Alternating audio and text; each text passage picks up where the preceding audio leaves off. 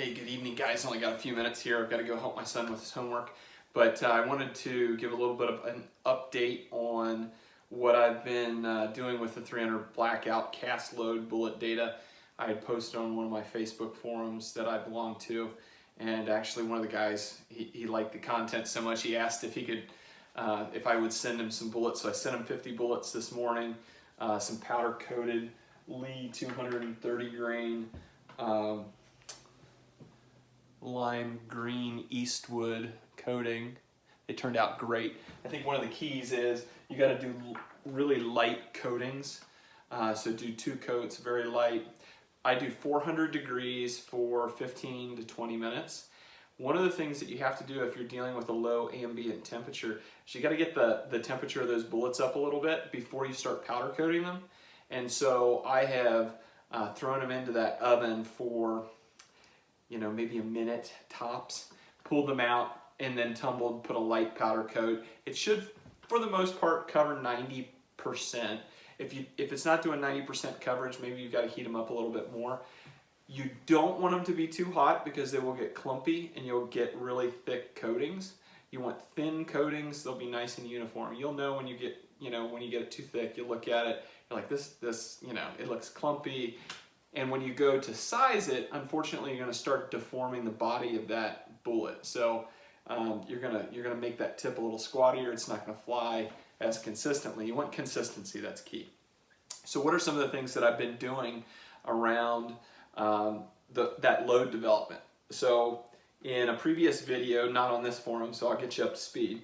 I decided, look, you got to stick with your polymer mags. I've had good luck so far with P mags and the hex mags. There's some others out there that guys swear by, like Lancer has some polymer mags, but having a divider in that magazine seems to be very helpful. Steel lip magazines, aluminum GI style mags, I've just not had as good a luck.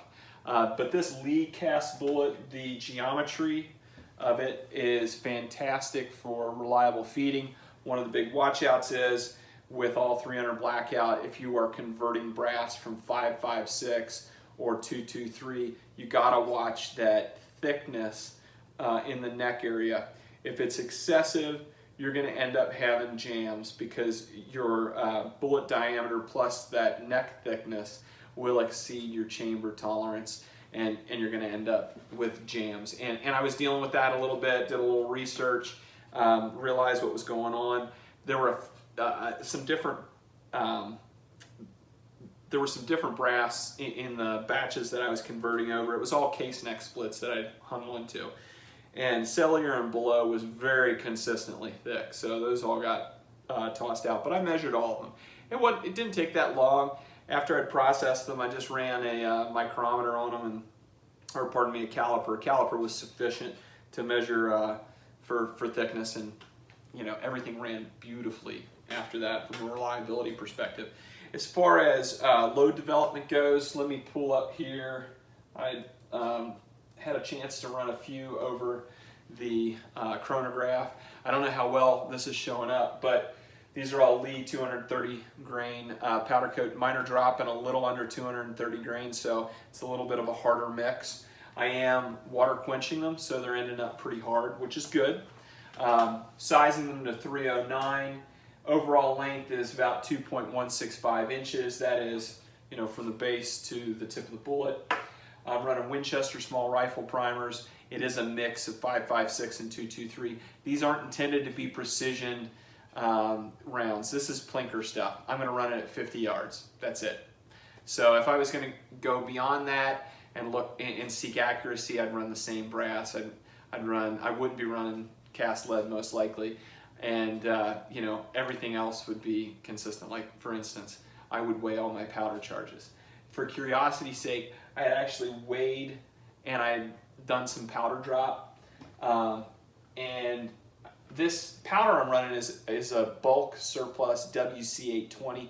It burns very similarly to Hodgdon's H110, but you do have to do load development with your particular rifle, to get this exactly right.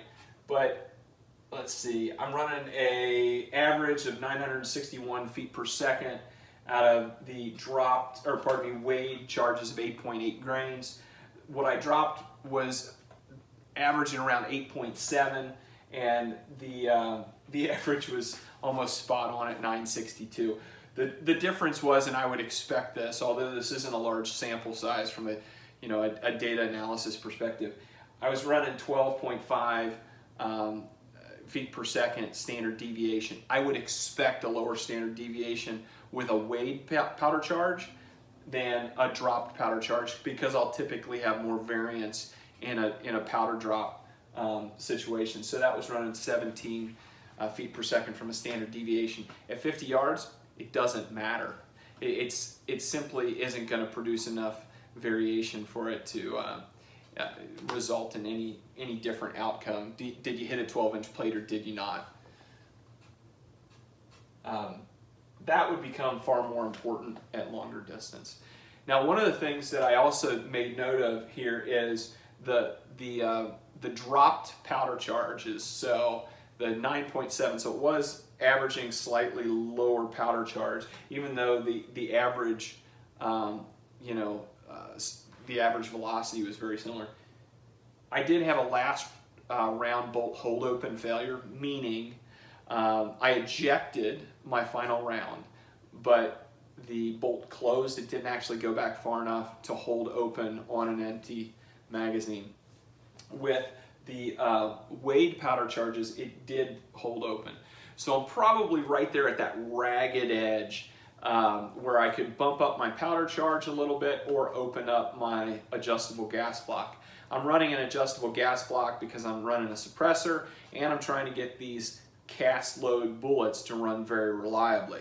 As far as next steps, I'm going to be increasing the powder charge probably about 0.2 of a grain in order to improve upon this last round bolt hold open. And I also want to get it pretty close to 1,050 feet per second. I want to keep it below the speed of sound. My altitude is around 600 feet here, but I want to keep it decently below the speed of sound so I can avoid that sonic crack with my suppressor and keep it as quiet and I can be as good of a neighbor as I possibly can. So anyway, that's what I've been doing. As far as sound, man, they sound great.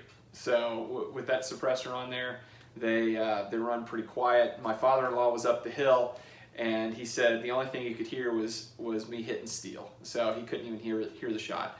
So that was really, really cool, and I'm looking forward to ironing these out and getting that final load, and so I can start running these through my progressive press and really pumping them out. Take care. Hope you guys enjoyed it. Have a good evening. Bye.